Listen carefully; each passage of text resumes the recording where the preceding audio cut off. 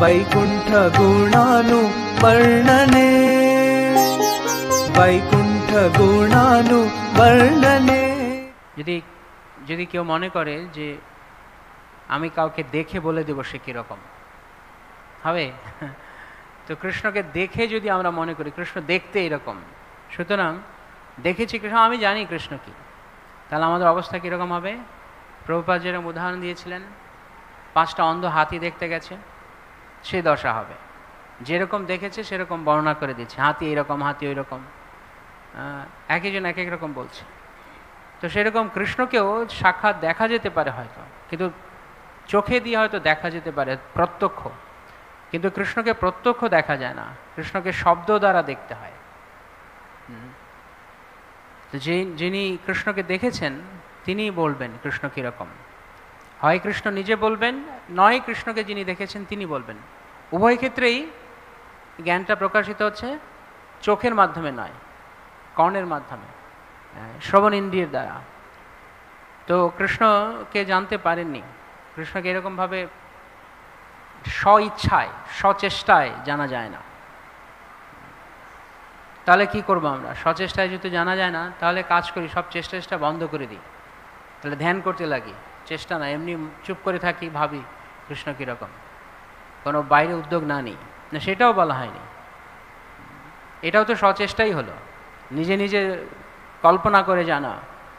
কৃষ্ণকে খুঁজতে যাওয়া আর কৃষ্ণকে কল্পনা করে জানা একই তো হলো, নিজের প্রচেষ্টাই তো হলো, কিছু পার্থক্য হলো না।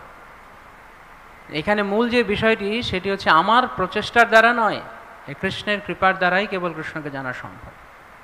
ভগবান যতক্ষণ না পর্যন্ত আমাদেরকে নিজে থেকে ধরা দিচ্ছেন, দেখতে দিচ্ছেন, ততক্ষণ পর্যন্ত জানা সম্ভব নয়। কতদিন ধরে জানা সম্ভব নয়? কোটি শত বৎসর, পন্থাস্তু কোটি শত বৎসর, কোটি শত বৎসর ধরেও যদি কেউ চেষ্টা করে তবুও জানতে পারবে না। অথচ বেদেষু দুর্লভম অদুর্লভম আত্মভক্ত, যদিও বেদ পাঠের দ্বারা কৃষ্ণকে জানা সম্ভব নয়, কিন্তু তার ভক্তের দ্বারা সম্ভব। কেউ যদি তার ভক্তের শরণাগত হয়, ভগবানের ভক্তির আশ্রয় নেয়, তাহলে তাকে জানা সম্ভব। তো সেই জন্য এই হচ্ছে আমাদের জন্য, এটা ভক্তি জীবনের একটা মৌলিক শিক্ষা।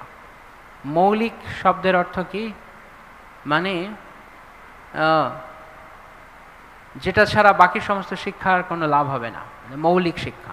যেরকম কিছু কিছু জিনিস রয়েছে যেগুলো মৌলিক, আর কিছু বিষয় আছে যেগুলো পারিপার্শ্বিক।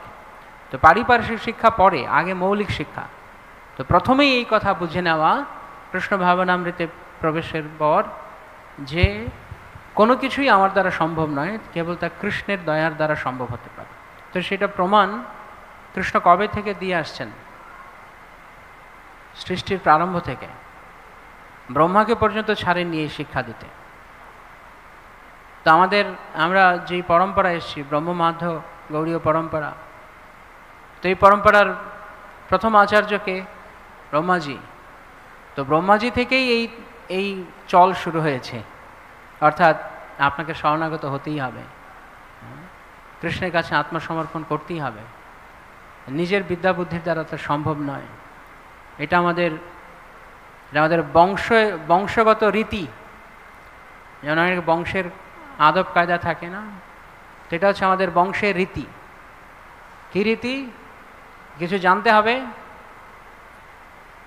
তো সামনে পড়তে হবে, প্রণিপাতে না। তো ভগবানকে কেবলমাত্র ভগবানের কৃপার দ্বারাই জানা সম্ভব, আর কোনোভাবে নয়। শ্রী প্রভুপাদ যেমন উদাহরণ দিয়েছেন, সূর্যকে দেখতে গেলে সূর্য কিরণই লাগবে, আর কিছু না। এটা প্রথম শিক্ষা।